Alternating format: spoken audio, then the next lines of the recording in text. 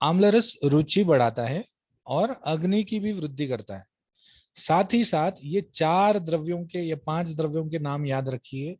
ये पांच द्रव्य जो है ये आप किसी भी व्याधि में दे सकते हो, क्योंकि इनको सदा पथ्यकर द्रव्य माना गया है। सभी व्याधियों में पथ्यकर, जो रक्तशाली या शाली, पचने में हल्की, जिसको षष्टिशाली भी बोलते हैं। गोधूम मतलब गेहूं, पटोल मतलब परवल, उष्णोदक मतलब गर्म पानी, और मधु मतलब शहद। तो इन चीजों का उपयोग भी आप कर सकते हैं। लास्ट लाइन हमेशा सेम होगी सभी व्याधियों में। फिर आता है ज्वर मुक्ति के लक्षण। तो ज्वर मुक्ति के लक्षण क्या होंगे? जो ज्वर के लक्षण होंगे उसके विपरीत ज्वर के मुक्ति के लक्षण होंगे। तो ज्वर के लक्षणों में हमने देखा है कि ज्वर आना या संताप आना, ये ज्वर का लक्षण है। तो ज्वर का मोक्ष हो जाना मतलब संताप चला जाना, देह से गर्मी चली जाना, ये ज्वर मुक्ति का प्रधान लक्षण है। असंताप मतलब मन और इंद्रियां भी अपना सही कार्य करती हैं। क्लम रहितता, मन में थकान जो होती है या लेजीनेस जो होता है वो चला जाता है।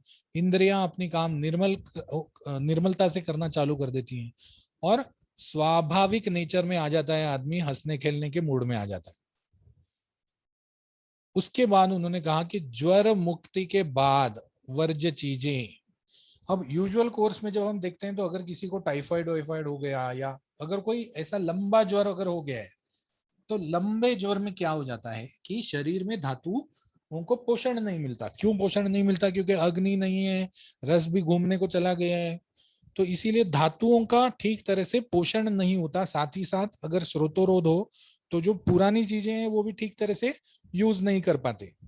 तो इसीलिए स्रोतोरोध और ये बलनाश, अग्निनाश, इसके वजह से what is more important is कि कुछ समय तक उस रोगी को या उस रुग्ण को थोड़ा सा वक्त दिया जाए नॉर्मलाइज होने के लिए। तो इसीलिए that period is called as convalescence period. Convalescence, आराम करने की छुट्टी। तो कन्वालेसेंस पीरियड में ज्वर मुक्ति के बाद क्या क्या चीजें नहीं करनी चाहिए? तो आहार में क्या लेना चाहिए और विहार में क्या लेना चाहिए?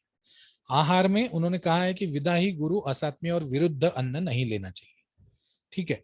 ज्वर मुक्ति के बाद की चीजें हम ज्वर चिकित्सा में लिख सकते हैं। ध्यान रखिए, this may be a different topic, but this can be included in ज्वर चिकित्सा। रीजन, क्योंकि अपुनर्भव, अपुनर्भव मतलब उस रोग का फिर से नहीं आना या उस रोग के लक्षण फिर से नहीं दिखना।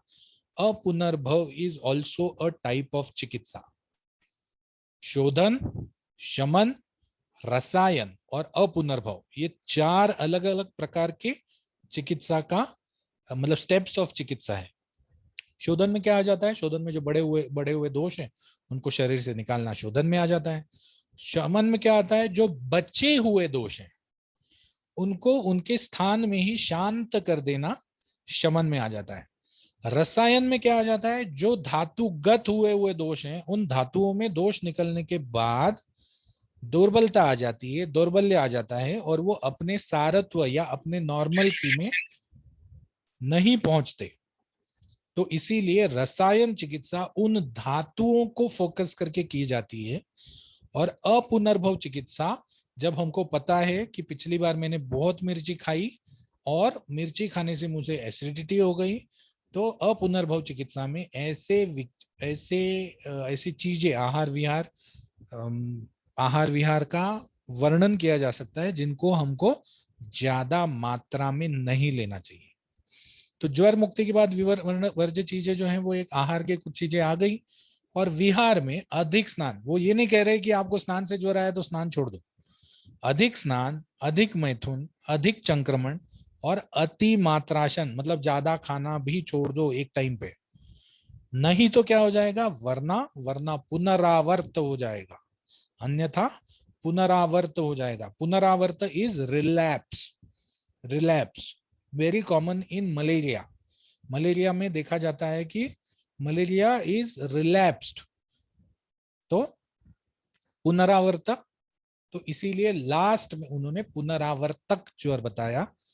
पुनरावर्तक ज्वर मतलब क्या है? पुनरावर्तक ज्वर जो होता है वो दोषज ज्वर ही होता है, वो कोई अलग से टाइप का नहीं होता. पुनरावर्तक इज दोषज ज्वर ओनली, बट दिस दोषज ज्वर इज बिकॉज पुराने दोष शांत नहीं हुए हैं, धातुओं का सारत्व नहीं आया है, और उसी में हमने वही गलतियां की जो हम पहले भी करते थे.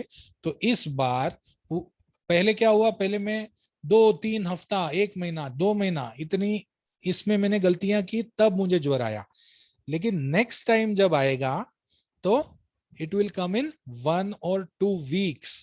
That is what in malaria it is said that if a malaria relapses within 21 days of the old malaria, it is known as relapse. Malaria ka relapse. That is not a fresh infection. That is a relapse.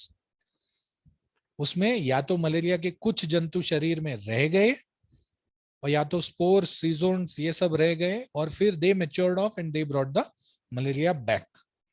तो इसीलिए relapse malaria has a different treatment. वैसे ही पुनरावर्तक ज्वर में भी चिकित्सा जो है वो थोड़ी सी अलग होती है. वर्ज्य चीजें ले तब पुनरावर्तक ज्वर आ सकता है. बल अगर हीन हो, मतलब कन्वेलेसेंस या आराम करने में ज्यादा टाइम नहीं दिया, दोष अपने नॉर्मल स्ट्रेंथ में नहीं आए, तब पुनरावर्तक ज्वर हो सकता है. अगर दोषों का ठीक तरह से शोधन न हुआ हो, तब भी पुनरावर्तक ज्वर आ सकता है.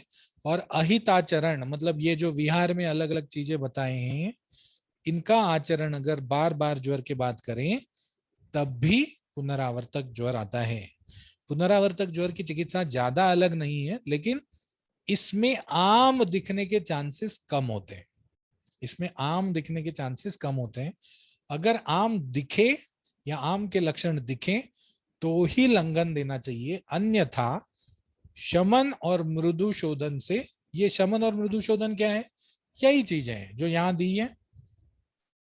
ये शमन की चीजें हैं, और यहां जो हमने देखा था ये वाले, ये शोधन की चीजें. तो ट्रीटमेंट तो इसी से करनी है. ध्यान ये रखना है कि वेदर आर्म इज देयर और नॉट.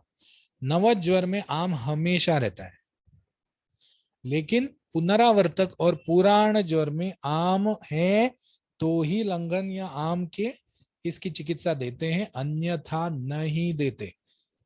ठीक है. तो this is what is all about ज्वर. Now today we are